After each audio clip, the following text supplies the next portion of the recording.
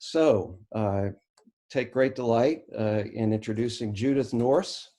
And as you may have already guessed on your own, whether you know them or not, Judith is married to Jim Nourse, who will be our final presenter today.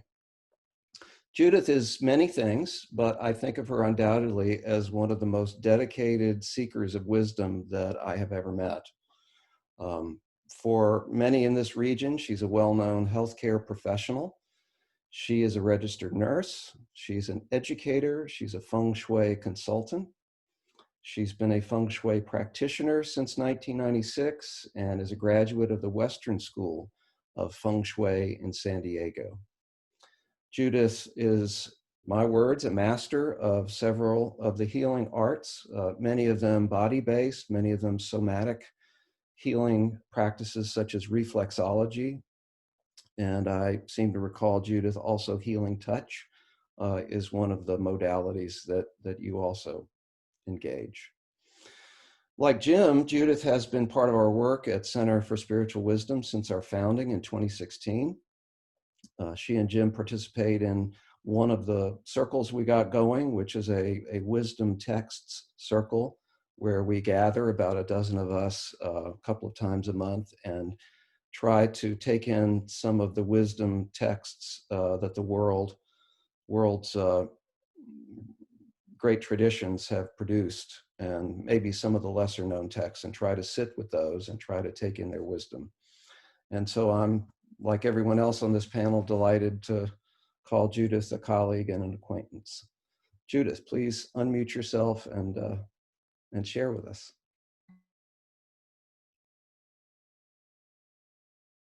Oh, thank you, Rob. I think I'm unmuted. Yes? Okay.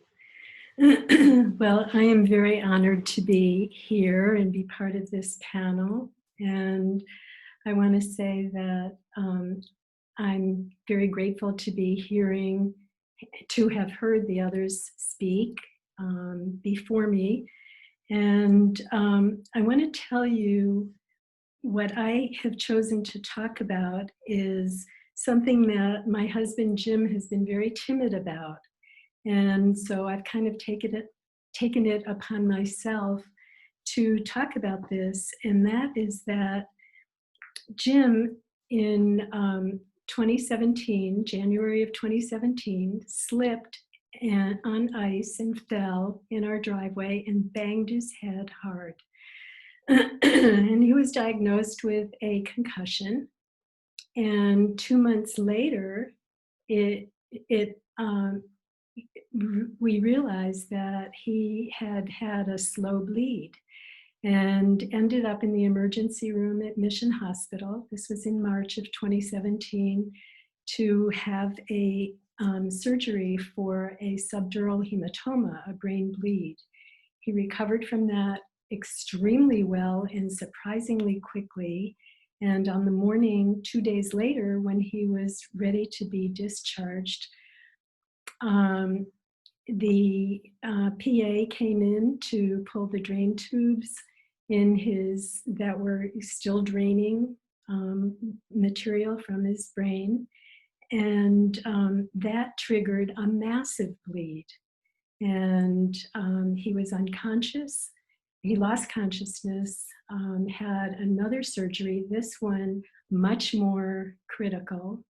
And he was put on a ventilator and was unconscious for 2 days.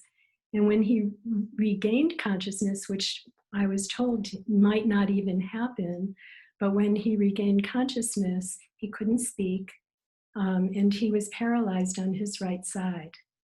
So 2 weeks later, after working with him some at Mission Hospital, they sent him to the Care Partners Rehab Hospital.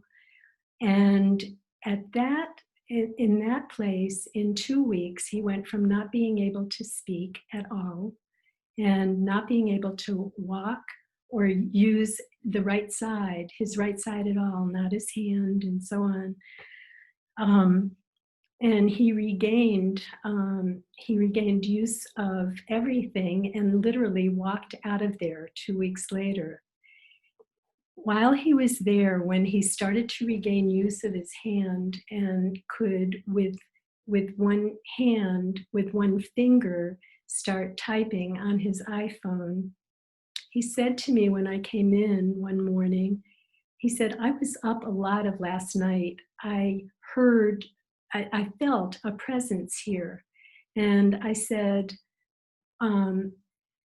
well, could you see anything? And he said no. And so we decided that night if he felt it again, he was going to use the Jungian, being a Jungian-oriented psychologist, he had used active imagination a lot in his practice and in his life, and that he would use active imagination to have a conversation with his presence, which he did. And he was able with one finger to type on his iPhone the beginning of what now has been about 400 conversations. And he said in this very first conversation, who are you? And his finger wrote Yeshua. And Jim wrote right back, are you Yeshua ben Yosef? Are you a figment of my imagination? Or are you a part of me? And Yeshua answered, yes. So this began conversations that, as I said, have lasted through even early this morning, and have been for me a tremendous source of wisdom, and something that we have shared with some friends. He's spoken at the Center for Spiritual Wisdom. He's spoken at Heartwood. What I have chosen to do is read you some of the things that he talked about that have come through about COVID. So on February 29th, all of these conversations generally begin with a prayer. And so in this one, this is the opening blessing. Thank you, James, for this opportunity to be of service to you and any who might have occasion to hear these words. And one of the reasons I read this, I wanted to use this, is because Jim has been very timid about this. And he said, I don't want people to be saying, hey, that's Jim, he talks with Jesus. So I just want to show you that this has come through and kind of convinced Jim that these words might be for others, not just Jim. He said, let a blessing go forth upon those who are bearing what has been named the coronavirus. We surround them with our love and healing grace and thank them for enduring the processes of this dis-ease, that those in the earth might come more fully into oneness, and to slow and even cease their preoccupation with normal concerns that support unconsciousness and somnambulism.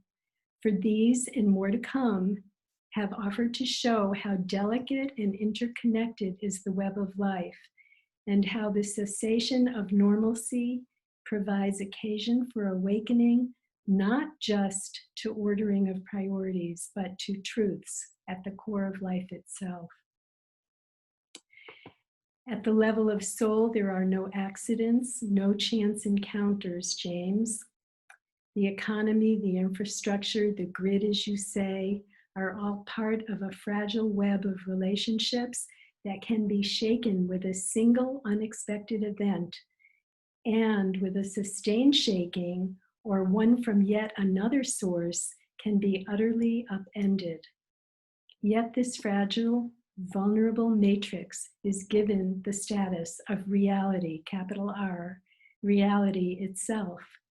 The opportunity present is to know the error in this and to plant one's feet, so to say, on solid ground, which is to come to know the truth of your being and that of all beings, that you are fashioned of love, that is your substance and that you are inherent in each other.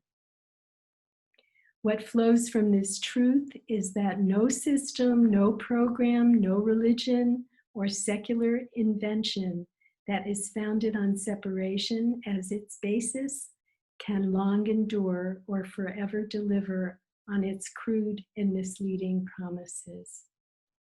This epidemic can be and can become even more so arousing from slumber.